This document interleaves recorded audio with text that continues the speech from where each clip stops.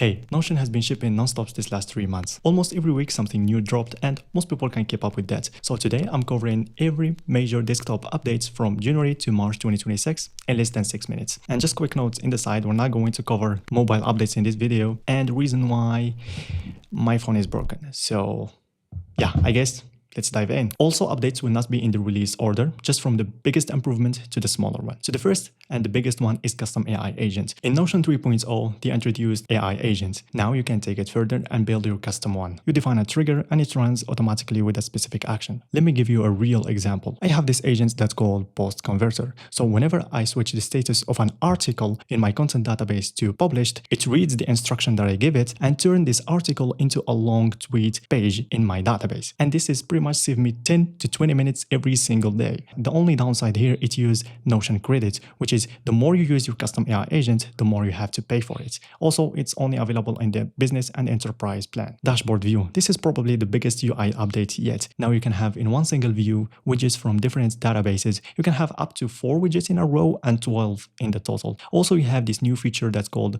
global filter. So for example, if many databases use date property and you want to filter them to see only the pages that are related today, you can do it by just applying one single filter. Actually, this is my daily inbox dashboard and it looks super clean. AI image generation is also now inside Notion. You can generate covers for your template or generate diagrams, visuals, just type /AI and describe what you want and the AI will generate it. Number 4 is now you can turn any page into slides. Just separate sections in your page with dividers, hit present, and that's it. Every block works from databases, images, text, everything. And it might replace PowerPoints in the future. Number 5 is skills. So whenever you find yourself writing a prompt to your AI agent again and again and again, now what you can do is just save it as a skill and use it whenever you want by mentioning it in the AI agent. It's a simple idea, but it saves time every single day. AI meeting notes has now custom instructions. You can define your own format, tone, and length. So for example, after every meeting with your client, you send him follow-up emails, but this costs you 10 minutes every single day to do again and again. With custom AI instructions, once you finish your meeting with your client, the agent automatically writes your follow-up email and it's ready to send. Number 7 is another UI update, the new sidebar. You now have tabs for pages, notifications, shots, and meeting. It's cleaner, more organized, and more customizable. The best part, it's still optional for now, so you can switch between the previous sidebar or the new one. Library is a new full page view for all your content. Instead of cluttering your sidebar, everything lives there, from recent, favorites, meeting, team spaces, and private pages. It gives you a better control on how you want to organize your workspace. Number 9 is 3 new access level permission. So now someone can add a page without seeing others' entries. Number 10 is tabs. We've been asking for that for a while ago, and now they've introduced tabs. It's a better way to organize your content in one single page without scrolling for a mile. Number 11 is now you can archive pages without deleting them. And whenever you want to restore it, just click on the settings and you can see view archive pages and you can just unarchive it. Number 12 is AI formulas. So in every formula property, you can see the AI agents at the top and you can explain to him any formula you want to create, a complex, a simple one, and it's just going to help you. Number 13 is the database agent. Forget about the old AI autofill.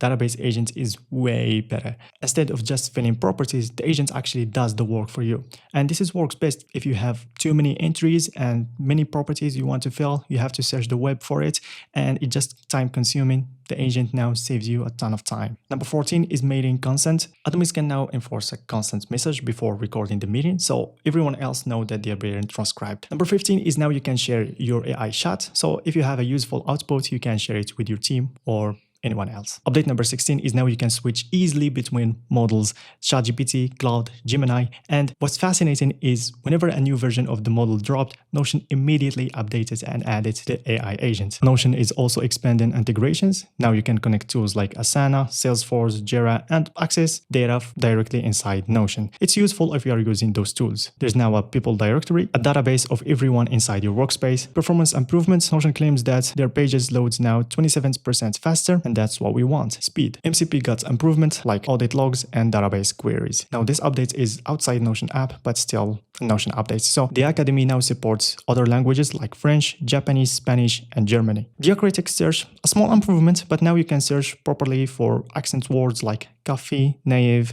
without any issue. Now when you click on a button, you can see a confetti animation. It's super fun. The biggest improvement yet, it's H4. So now we have heading 4. Thanks Notion. Now last but not least, conditional colors. You can now color any page inside your Notion database based on their status or condition. So yeah, that was 25 major updates in the first Q1 of 2026. Of course, there's some other updates that we didn't catch, like better UI design, performance, and stability. I think Notion will still and remain the best productivity app. They just need to lower their subscription prices. Thank you for watching. See you in the next one.